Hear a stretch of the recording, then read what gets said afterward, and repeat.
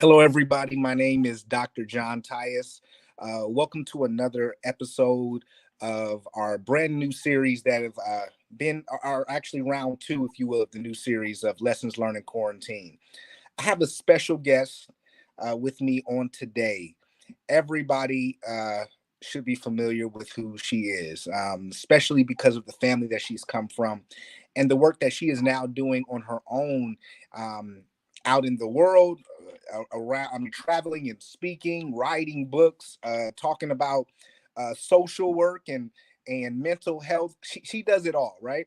But you would expect nothing less from Dr. Miles Monroe's daughter, the great Charisa Munroe-Wilborn.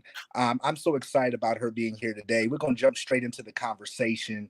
Again, you all can jump in and comment if you like, your chats. If you have any questions, any comments, we welcome you to engage with us on today for this kind of a snapshot of a conversation. It'll be about 30 minutes long. I know many of you will be able to see it on the repeat or the replay rather, and we're looking forward to that. So, Charisa, how are you? John, thank you so much for having me. I am doing well, very, very, very well. I cannot complain. It doesn't change anything, right? It doesn't change So anything. It doesn't change anything. I That's awesome. control That's what I awesome. can, and I keep it moving. You keep it moving. that's I keep it that's moving. pretty much all we can do, right? That's all we can Exactly. do. All we could do. Control what I That can is and great. keep it moving. So everything's going well. Everything, life is treating you well. Life is treating me well. It's Mm-hmm. treating me well. We are already in February of 2022, I know. and I'm in the process of working on a few things. Mm-hmm. Um, I've invested in myself a little bit over the last year and a half, and so here I am. Mm-hmm. Um, just kind of, I've been more intentional this year. Mm-hmm. And so when I called you up and I'm like, look, I have so much that I want to share.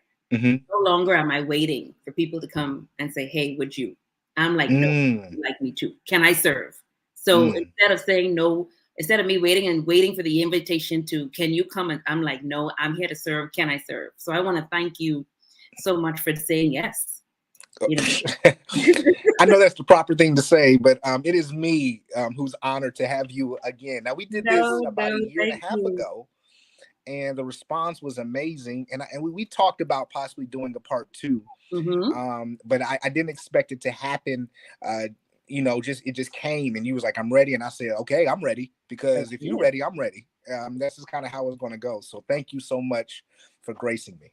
And I will say that I specifically asked you, because I've been doing a lot of lives lately. I Mm-hmm. just have so much I want to share, especially now as people are coming, we're all coming out of the valley now and we're finally seeing the light at the end of the tunnel. We're finally beginning to see the top of the mountain. Mm-hmm. And I know that you have so many men that follow you. You have Yeah. so many men that look up to you, that respect you. And I want to be able to speak to the men as well, Mm. especially when you're talking about leadership, especially when you're talking about leadership and taking care of yourself, mental Mm-hmm. health, leadership, and knowing that, as a leader, you're also human too. People think those two are different, but they are synonymous. Like they actually work together, not exclusive one or the other. And men tend to get what I'm going to call the crappy end of the stick because so many men are brought up from boys to just be rough, to Mm-hmm. just be hard on the outside and hard on the inside. Like there's no, like Mm. none of that. Like they've been taught to, they've positioned themselves to silence themselves Yeah. because as far as they're concerned, I can't provide and not be silent and talk and bicker and complain. I can't protect and be complaining. I can't protect and cry. I can't Mm. provide and cry. And so they hide their emotions. But Mm-hmm. really and truly, both women and men have emotions. Mm-hmm. Both women and men, both women and men have that fight and Mm-hmm. flight and fright hormone in them that illumes when things happen. It's just that men are so overlooked. Yeah. They're so undervalued, and men are so worth the honor. Mm-hmm. Like, if anything, they need more love and more attention and more care because they protect and because they provide. So I came to you because I wanted to be able to just, be able to speak to. I mean, tonight is for the ladies too, absolutely. Mm-hmm. Really, really, me just wanting to speak into the lives of men. Yeah. So I'm very passionate about man. I'm very passionate about manhood. That's where my research comes from. Even my work with the ID movement. So I'm grateful that you graced us with this, and it's very true. We do kind of, keep our emotions to ourselves. I'm sure it's been things we've been raised to do. Um, as far as in that vein, what have you seen that has been the result of men not expressing themselves?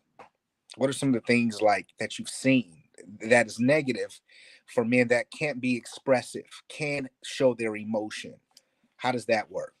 So we can go straight to the number one killer that we see, and it's actually the 10th most leading killer in the U.S., Yeah. but it's the second most killer in individuals from 10 to 35 years of age, and that's suicide.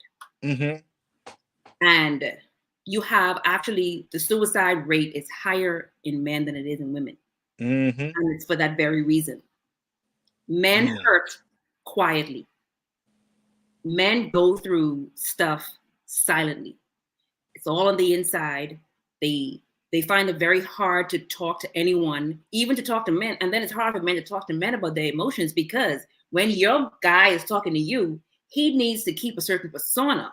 You're right. He needs to make sure he looks bad and strong all the Mm-hmm. time.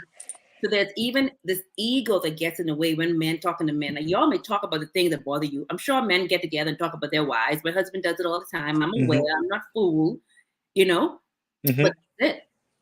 But they don't really talk about, man, like, this is what I'm really dealing with. This is bothering me.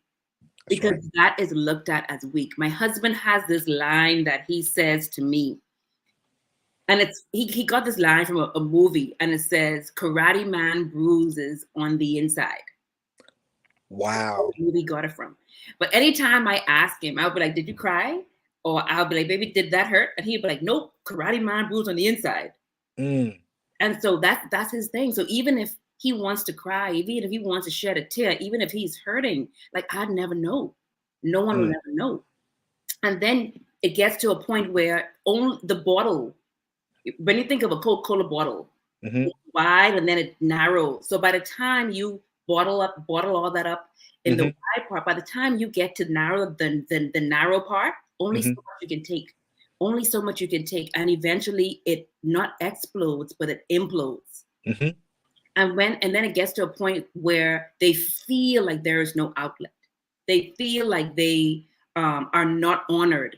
They're not respected. Then when they start feeling like that, the best word my dad used is, now a man malfunctions. When Yeah. he can't provide and protect effectively, then as far as Mm-hmm. I'm concerned, I have nothing else to live for if I can't do that. And so someone is putting up here judgment, like, exactly. And so the one thing that they were running away from is that feeling of disrespect, that Mm-hmm. feeling of dishonor, that feeling of being judged, that feeling of being weak, that feeling Mm. of being unseen, that feeling of being unappreciated. And so all of that hurts. Imagine someone cutting your wrist. They're just cutting your wrist over and over and over and over and over again. And then only thing left for you to do to cut that pain, because it's painful. Only thing to cut that pain, the only thing they think is available to cut that pain is to cut their life. Mm. And so usually when people go to that of suicide, and mind you, before we get to the place of suicide, more than likely someone is showing signs already. Yeah. And the people around them aren't picking up on it. Mm-hmm. Because, and see, that's the thing with men. So men, they keep up that persona. So what they're doing is they're training us, women, children, everybody else around them, to just say, "Oh, that's how he is," Mm. or "Oh, that's normal," or "Oh, if he ain't crying, it ain't bothering him." "Oh, if he don't say nothing, it ain't bothering him." When really and truly it's killing him, literally. Wow. And then they get to a place where, I can't do this anymore. And Yeah. so my husband is a police officer in Chicago. And one of the things we realized is a lot of his friends retire. A lot of people that he knew would retire. They would turn 63, 65, and they would retire. And then we realized that they would retire, and within 6 months, within a year and a half, you get a phone call from another friend saying, man, you wouldn't believe it. So-and-so committed suicide.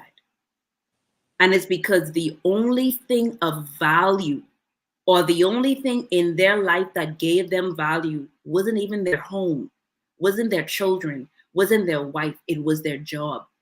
So when you take their job away from them. Come on. But all along before that, there was something going on, and they did not find the time, they did not find the space that was judgment-free enough to talk about it. And this is what's plaguing our men. It's very sad. It's very sad. And a lot of people don't talk about the men because everyone thinks that men are doing okay, and they're not. And I'm a social worker by profession, but I'm also a social worker by heart.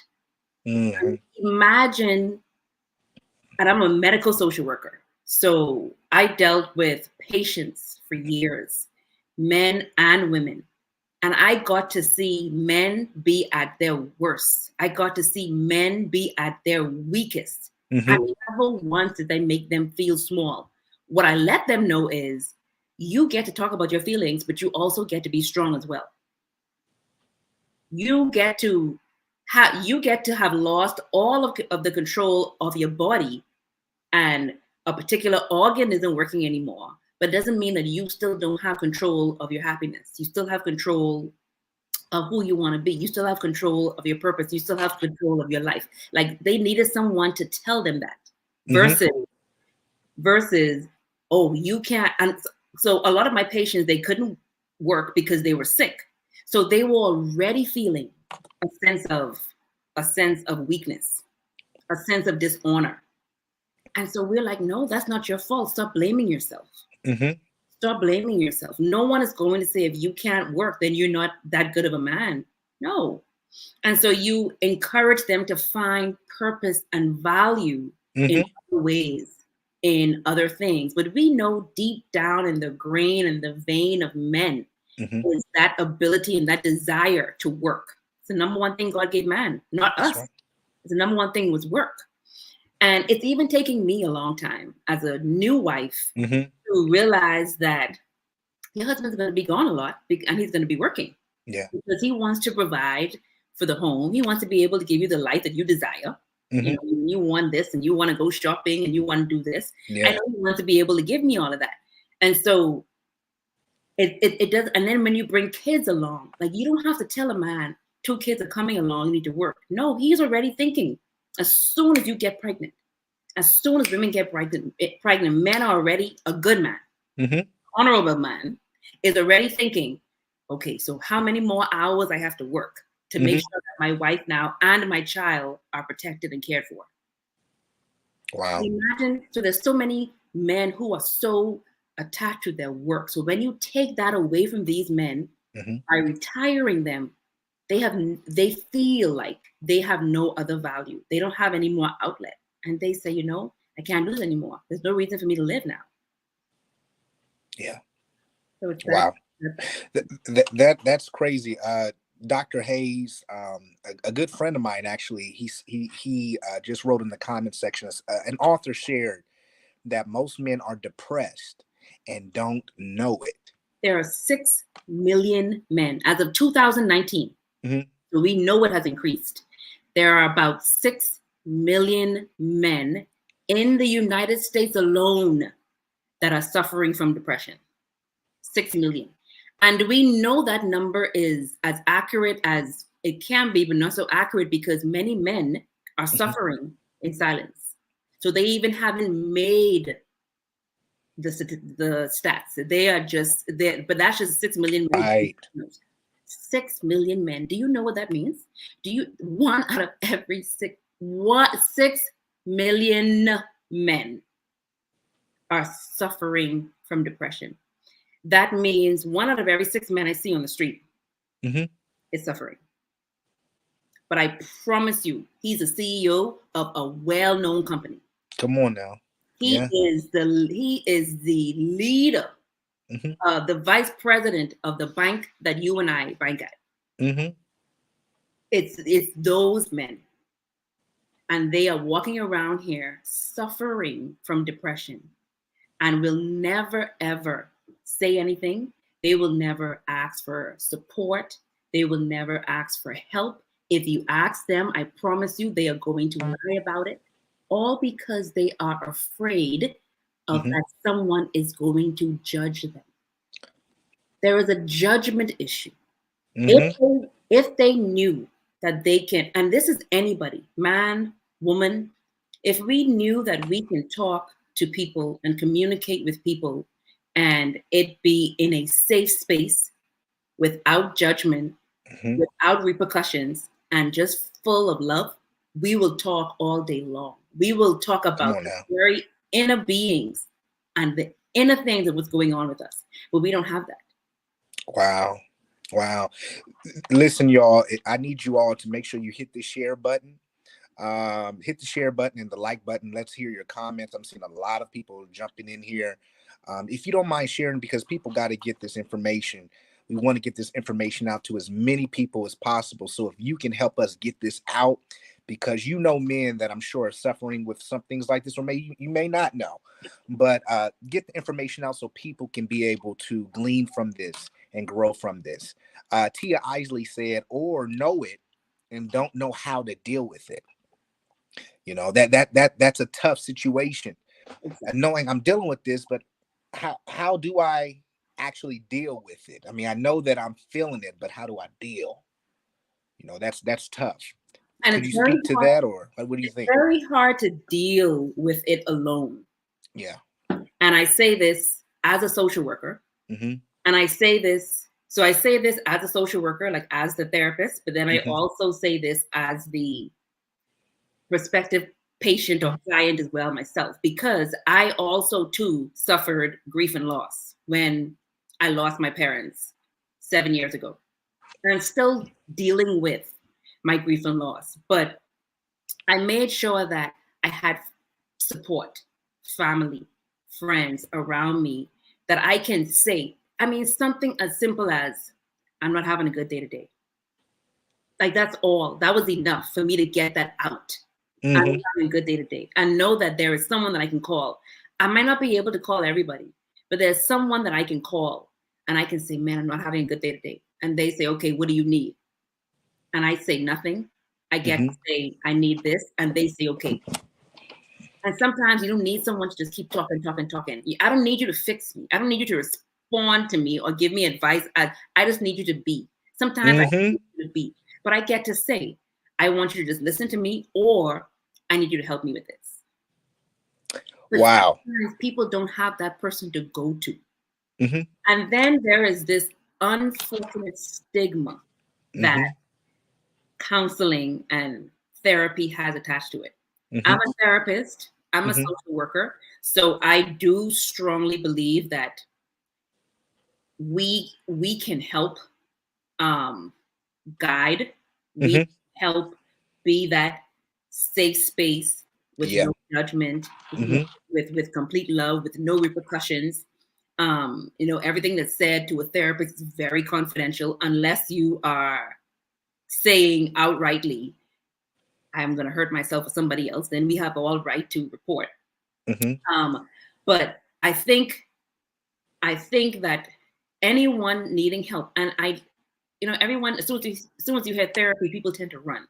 As soon as you hear psychiatrists or psychologists, people tend to run. But they're all support. I like to use the word support because what is support for you may not be support for me. What is support for somebody else may be different. But whoever that is for support. So if support is your very best friend, then that's your support. And for that moment, that's your therapist. They just don't have a degree. And I'm okay with that. If you can't tell your best friend, if you can't tell your wife something as a man without her judging you, then that's not the best support for you. So I want you to go and find the best support. That may be a stranger who just happens to have a degree, who you don't know, therefore you know won't judge you. Mm-hmm. And so you get to talk to them. It doesn't really matter who you talk to. I just like people to talk to someone. Be able to say, I'm not having a good day today. Right. Someone asks you, how you doing? It's okay to say, I'm not okay. Wow. Do you know how many years I lied? What? Come on now. Do you know how many years I lied? People said, how you doing? I'm good. This time I am hurting on the inside. Come on. Grieving on the inside. But it's easier to say I'm good because, and I promise you, here's the sad part about it is, somebody's going to ask you how you're doing. They are hoping you say you are good. Mm-hmm. Because it's like a doctor. As soon as you tell the doctor there's something wrong with you, he has to do something. Come on. As soon as that person asks you how you're doing and you say, I'm not good, Mm-hmm. they have to do something. And usually they don't have the time. Come on. It's in passing. So they want to get all the pleasantries out of the way. So they're hoping you say, I'm good, I'm okay, all is well, I'm saved, sanctified, Holy Ghost filled. Ooh, I'm good. You know, hey, they want you to do that. and they want, and that's it. Right. But they don't want you to dare be vulnerable and say, right, I'm not good, because then that they're going to look like a jerk if they don't say, really, what's going on. Mm-hmm. So now that's 5 minutes out of their day. So people know that. And they realize you really ain't asking because you really care. You're just trying to get it out of the way. So I'm just going to lie. So I'm just going to put this lie right here and say I'm good. When really and truly, I'm not good. Mm-hmm. And a lot of men, especially a lot of men, women will talk all day long. You ask women how she doing, she said, girl, I ain't doing too good, because you know that man back there, and they go in. Girl, them children I got, and they go in. A man, you ask him how he doing, I'm good. Mm-hmm. You ask my husband how he's doing, man, I'm on top of the world. My dad, how you doing? I ain't got no problems. I'm a solution. That was my dad's favorite line. Yeah. And I'm not saying that he was one who was suffering, but I'm just saying those are the things that men say.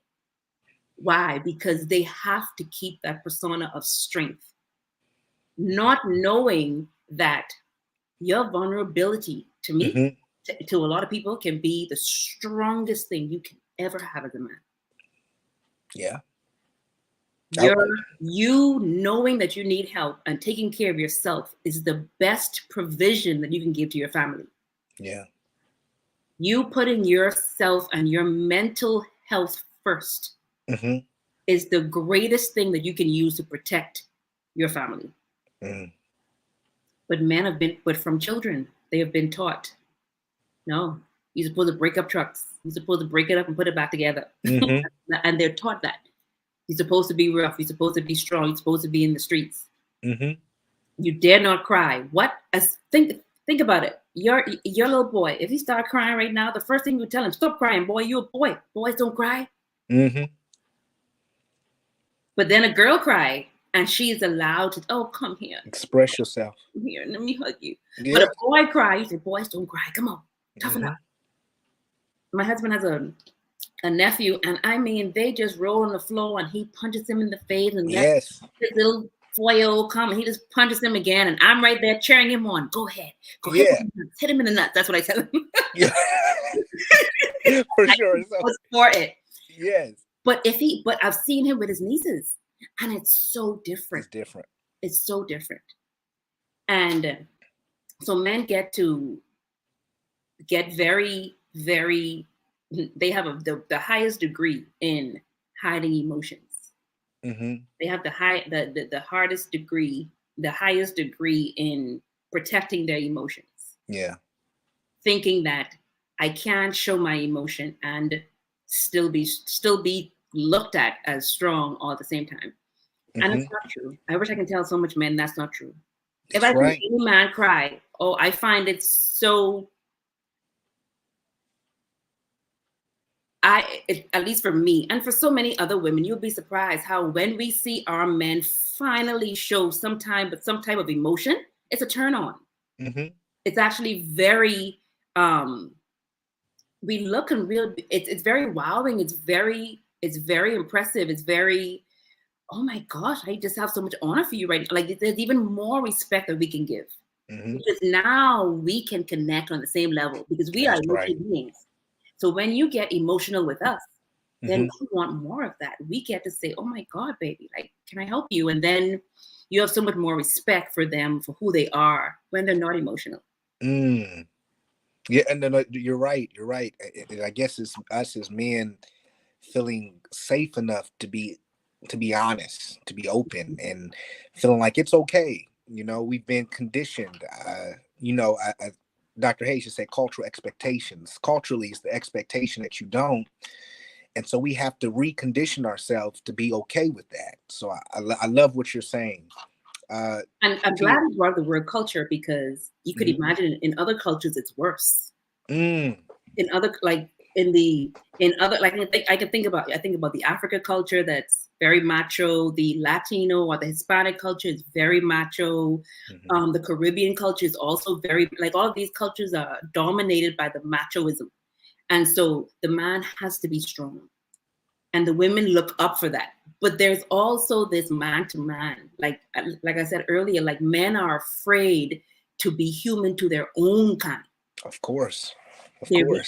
Like literally, my husband has adopted the name that his nieces have given him because of what he has been to them as the only man in their life, the only man in their life, because their father wasn't around, he wasn't present.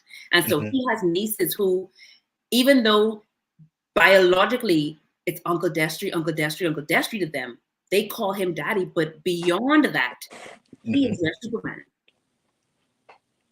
He is their Superman. Like every last one of them. He is Come on now.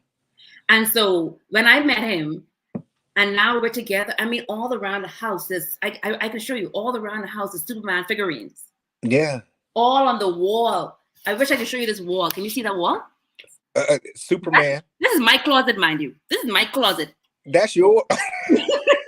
But all on the wall is Superman because that's how they look at him. Yeah. And so because they look at him as that, he has to be Superman. So when you think about Superman, the movie, there's never a time that Superman was weak. There's never a time that Superman took his cape off. There's never a time that Superman got hurt. Like, he's the one hero that I never saw get hurt. Like, the only thing that got him weak was, we all know it to be kryptonite. Yeah. But the only part of Superman that you saw, I don't want to use the word weak, vulnerable, was when he was himself, when he was human, and that's when he was Clark. And nobody wanted Clark. Nobody wanted Clark. Clark. See, that's the reason. Like, nobody wanted Clark. Nobody interested in Clark. No one is calling Destry, but he's Superman. He's dad. But because of what he is to them. So now you have Superman always wanting to be with his cape on and always wanting to be in fight mode and flight mode and ready to fly. I mean, his ears are waiting to hear someone say, I need help. And he's there. He's there. But who was there for him? Who was there for him? Nobody was there for Superman, but everybody was there for Clark. But who was there for him? And there are a lot of men walking around, they don't feel like they can take their cape off, because if I do, my niece won't look at me as Superman anymore. I know. I understand. If I cry, my niece won't look at me as Superman anymore. But that's not your nieces saying that. That's your mind telling you that. You'll be surprised how many men are walking around and they will not take their cape off because they are afraid of being judged, that I won't be her Superman anymore. I won't be That's the problem. Yeah. his Superman anymore. And I need to be their Superman all the time. And even Tamika said, or they'll hide their depression with violence. A lot of men act out even in violent ways because they are so depressed as well. So next to suicide, someone asked earlier, how do men display? Next to a man holding in everything, like what happens next to suicide is anger.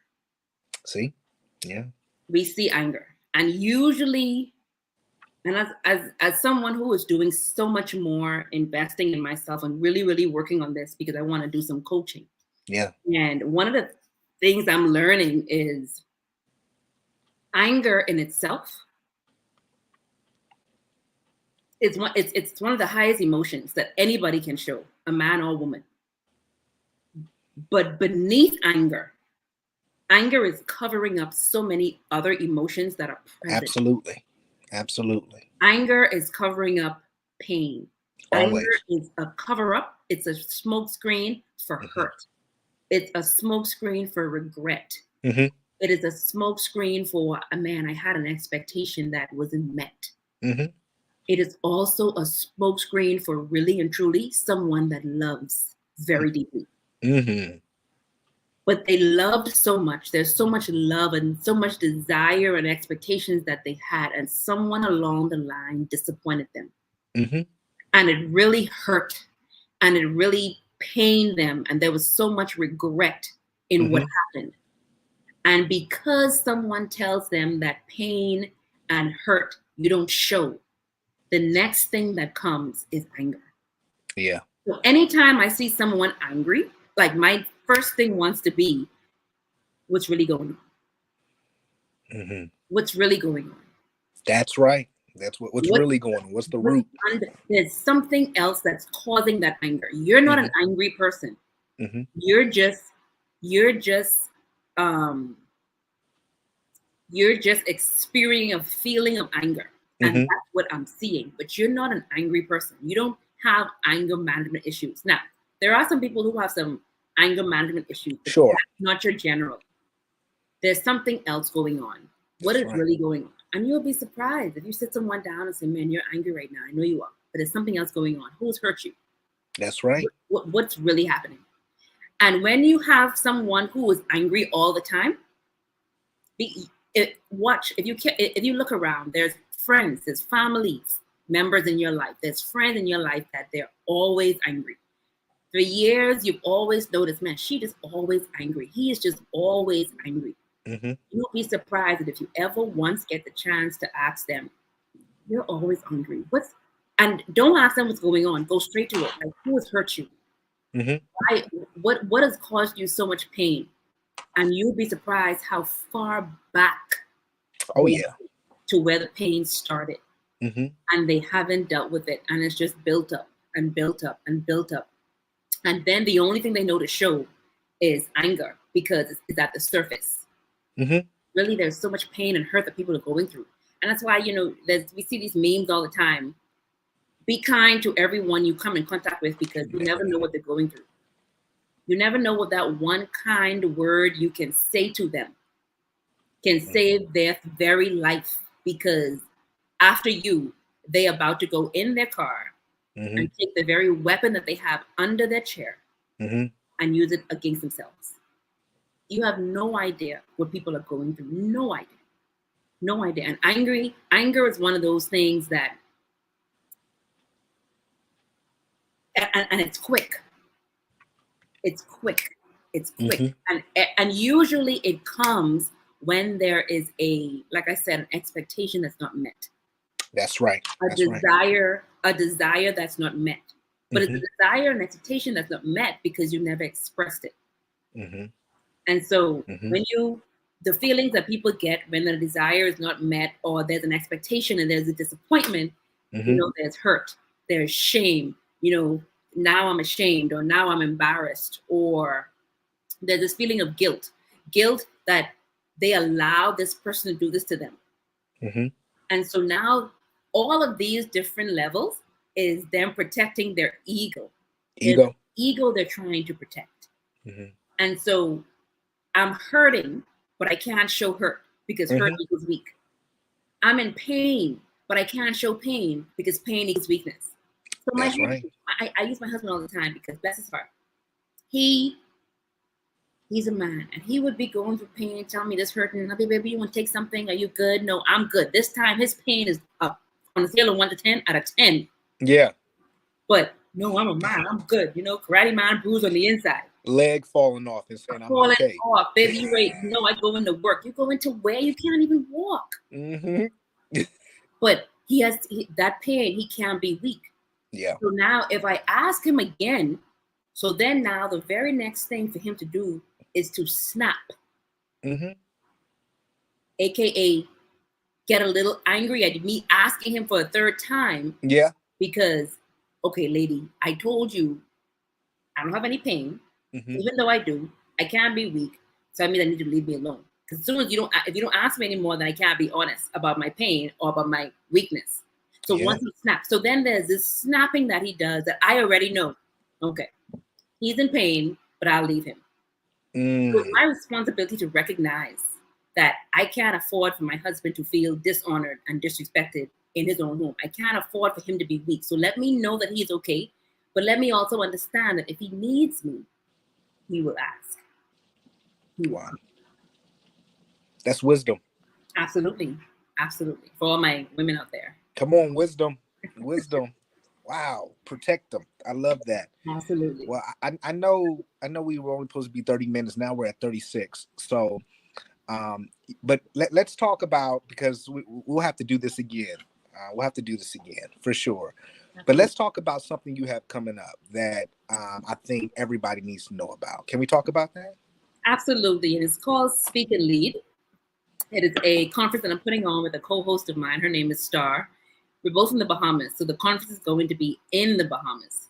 But we thought that it was an important conference to put on because there's so many leaders. There's so many leaders that are wanting to own their voice and use their voice to share their message, to give value and serve value to the community, but they don't know how. And they don't know how because they don't know how to speak. They don't know how because they don't know the tools of crafting their message. And then on the other side, they don't know how to lead with their voice because there's so much clutter that they're dealing with in their mind.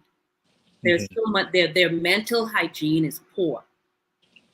And so we talk about increasing the status of your mental hygiene. We talk about dealing with unforgiveness because a lot of the things that we deal with as people that's actually stunting our growth professionally, especially professionally, is the unforgiveness that we have for ourselves and for others. And so we put this conference together to bring leaders together to be able to have these, her and I are going to be sharing and helping people to get your mind right so that you can actually get your business right. Get your mind right so that you can increase your income, so that you can increase your impact and increase your influence. So it's a 2-day conference in Nassau, Bahamas, live. Yes. Next weekend, the 25th and 26th, 25, 26, in the Bahamas, the place where God lives. But for those that cannot make it, we are also going to be offering it online, live online, virtual. And they can register at, I'm going to send you, it's homeofstars.com/speakandlead. I think I can send it to you in this private chat, but maybe you can copy and paste it and put it. Okay. So I'll make sure that I will put it in the video. But yes, so registration is still going on. We're going to have to close it about mid next week. So our seats are filling up. Of course, it's COVID, so we can only have so many people live. We would love everyone to be live as possible, but if not, online will still be available. To register, I'm big on investing in ourselves. So it'll be a small investment into your life, into your family, into your community. To come to this event and get more, like what I shared today, like this is my heart because people aren't living their best life because they're not taking care of themselves first. They aren't living their best life also too because there's some things they just don't know. They aren't living their best life at their optimal quality because they have the tools. People have plenty of tools in their toolbox. They just don't know how to use it. And one of my strongest desire is to help and show people how to use tools they have to increase their personal development and their professional development. So this conference is definitely for you if that's you. And I think we all need that. If you all can look in the chat box, it has been posted to YouTube, Facebook, the ID Movement's Facebook account, the Dr. John Tyus's Facebook account, the ID Movement's YouTube account. That is the link. Let's hit that link. Let's show our support, because we need to invest in our mental wealth and our mental health so we can become better leaders. And what better person to teach us that than Miss Charisa? So thank you. Yeah. So I'm coming to Ohio when? Soon. Things are starting to change, so we gonna talk about that, Okay. But I'm real soon. Absolutely. Well, thank you so much. Closing comments, anything else you want to share? Thank you. No, I have said it all. I don't want to say too much because I know this message alone can be very heavy. Oh yeah. So I'm just happy that those that are listening, whether you're watching live, whether you're watching the replay, like I am here for my men, but I'm also here for the women that love them. Come on now. Because when you know your man, and when you can understand your man, what he's saying and what he's not saying, you get to truly be that helper that you're supposed to be.